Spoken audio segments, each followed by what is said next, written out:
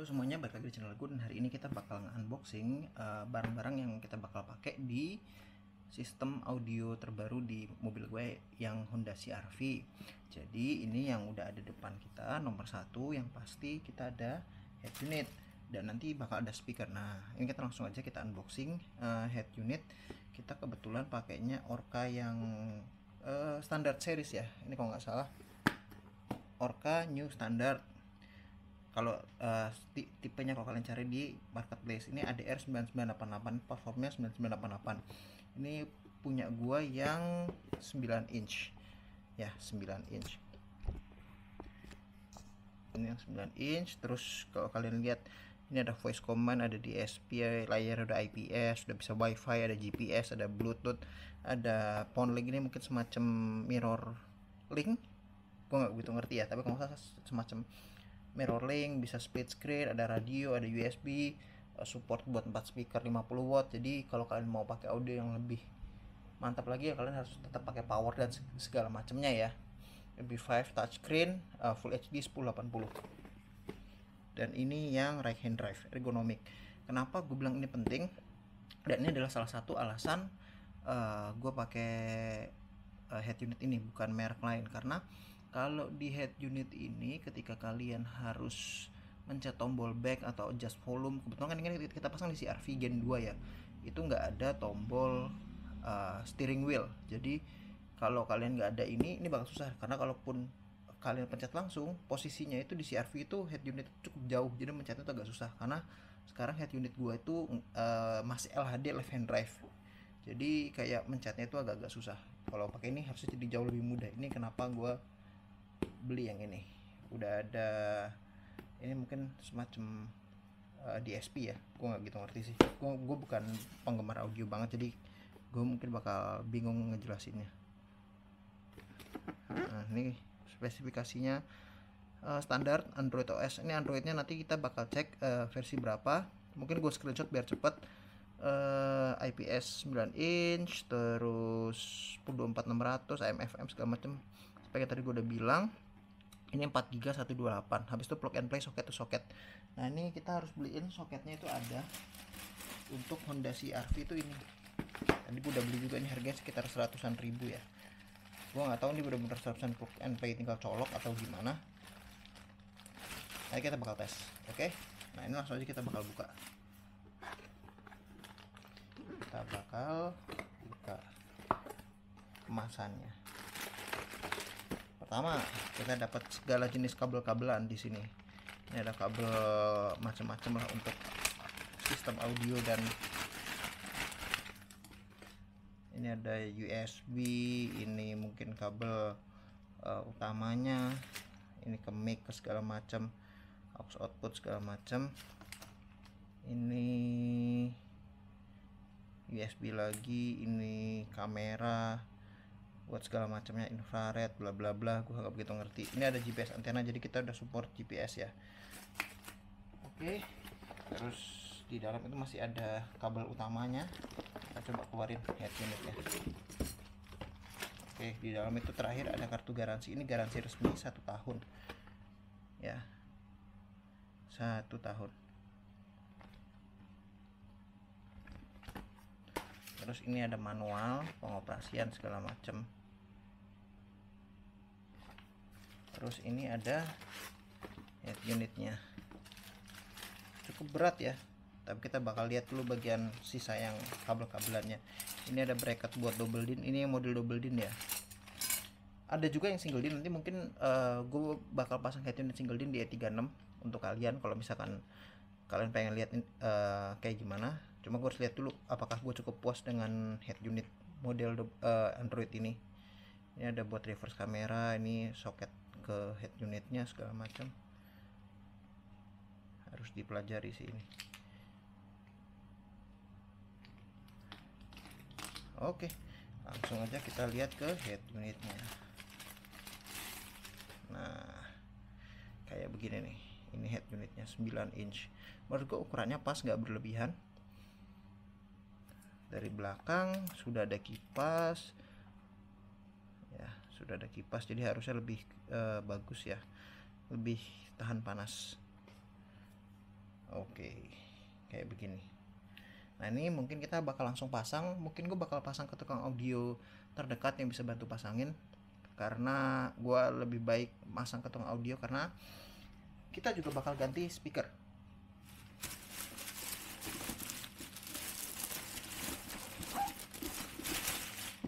Speakernya gue pakai yang depan itu pakai split karena harganya agak nanggung. Kalau gue pakai coax biasa agak nanggung. Jadi gue pertama kali nyoba nih RC653 SPL, gue nggak ngerti ya penjelasannya kayak gimana. Two way, terus 6,5 inch, 160 watt peak power, ukuran magnetnya 85 mili, segala macam. Jadi dia udah ada gue lupa namanya apa, two way crossover apa ya, terus ada twitternya. Di dalam tuh lengkap ya, di dalam itu lengkap, ada kartu garansi, ada buku petunjuk pemasangan, terus ini segala macamnya, two way crossovernya kayak begini nih. Ada twitternya, ada rumah twitternya. Twitternya kita bakal pasang di paling di dashboard karena nggak mungkin di pintu ya, nanti biar tuang audionya mikir. Terus ini ada speakernya. Speakernya coba kita bakal buka satu, bisa dikeluarin nih. Ini speakernya kayak begini, berat menurut gue nih, speakernya berat banget yang ini. Build quality-nya menurut gue oke lah, untuk harga tidak sampai 400.000 kembali sedikit, menurut gue oke lah ya, menurut gue oke. Ini speaker yang depan. Yang belakang kita coba pakai koaksial biasa ya, jadi penghematan, dan memang biasanya orang setupnya kayak begitu. Jadi yang depan pakai split, yang belakang kita cuma pakai Nakamichi. Ini yang 16-17 biasa buat belakang, yang penting bunyi gitu aja. Gue nggak pakai power karena gue nggak mau berlebihan di audio mobil. Gue cuma pengen audio mobil gue nggak jeder, karena kebetulan gue nggak ngerti gimana ceritanya speaker di mobil gue itu mulai jeder. Jadi kayak kalau dikencengin itu ngeganggu banget. Jadi ini buat meremajakan apa yang ada di mobil gue. Oke, ini kita udah di mobil. Kita dari sudut kiri aja biar enak. Bisa dilihat dia tombolnya ada di kanan. Jadi kalau di CR-V kan posisinya ini benar-benar di tengah dan agak jauh ya. Kalian bisa bayangin nih kalau di kiri dari sudut driver susahnya kayak apa. Sementara kalau dia di kanan, ini driver masih enak buat megang. Passenger juga, penumpang yang di depan itu juga nyetelnya juga masih lumayan enak. Nah oke. Nah terus ini kita bakal tes aja nyala ya. Kita lihat berapa detik ini gua onin.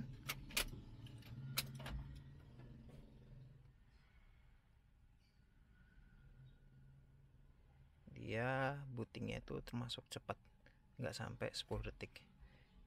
Ini sebenarnya udah masuk. Jadi begitu dia keluar tulisan itu, dia langsung, dan dia kayaknya baru semuanya ngeriset itu kalau udah beberapa hari mati.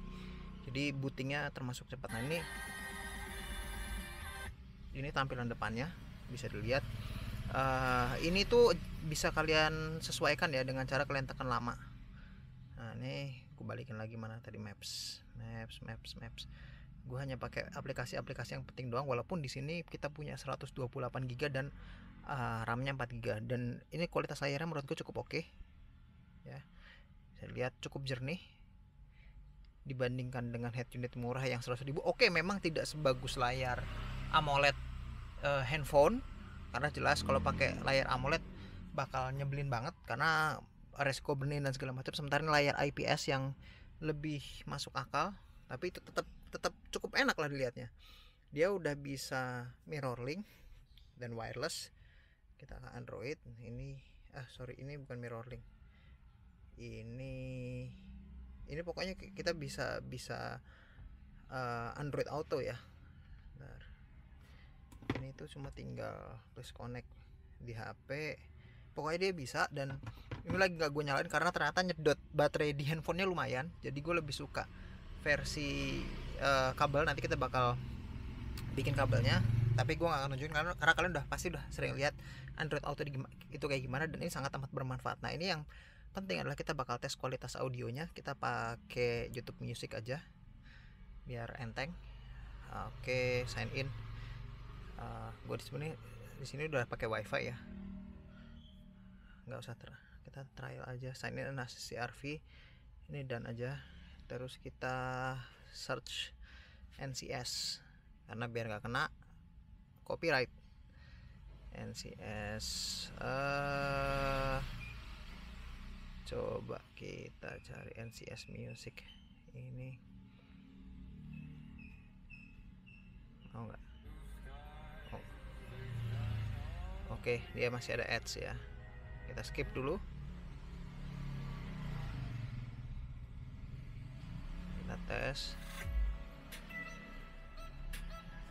Ini kualitas audionya menurut gue cukup bagus lah, nggak jelek-jelek banget. Kalau pakai Bluetooth emang agak-agak kurang ya. Lebih bagus itu kita langsung dari sininya.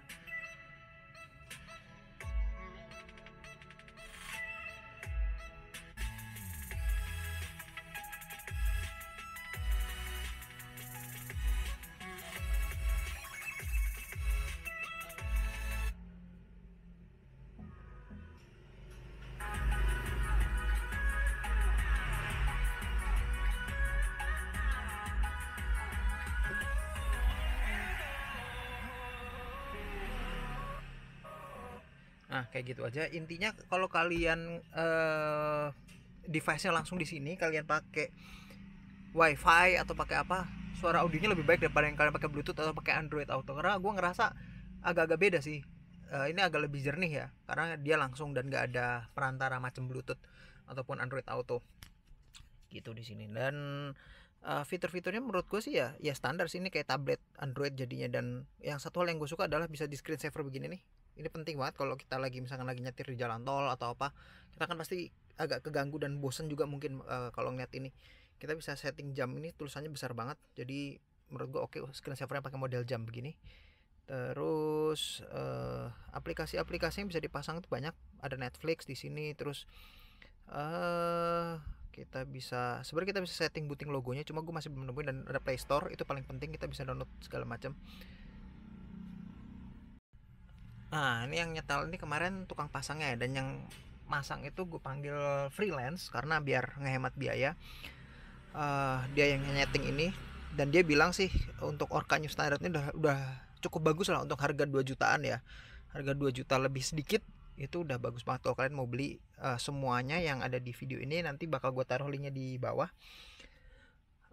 Terus fiturnya apalagi, phone ini gue nggak ngerti bisa dipakai atau enggak. Oh bisa, ternyata ini buat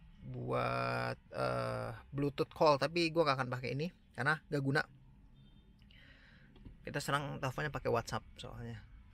Dan ini bisa di setel buat kamera belakang itu pakai yang HD, All HD itu bisa.